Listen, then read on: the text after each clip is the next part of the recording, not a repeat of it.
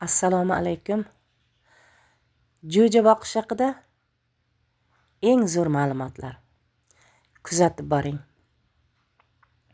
Agar siz jo'ja sotib olmoqchisiz yo jo'jangiz bor, shuni bilib qo'ying, jo'jalarga frozolidon tabletkasidan ertalab qaynagan suvga solib bersangiz, tong sahar tovuqlar suv ichadi, o'shanda ichsa har doim jo'jalar sog'lom bo'ladi. Jo'jalarda eng ko'p o'limiga sababchi bo'layotgan kasallik bu qonnavruv.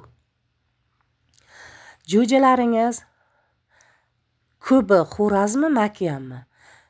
Biling,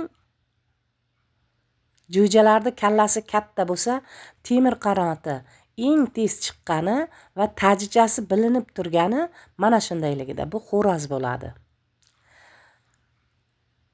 Makiyanlarda kallasi kichikroq bo'ladi va oyog'i nozik bo'ladi.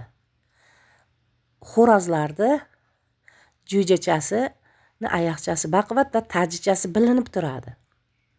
Obuna bo'ling.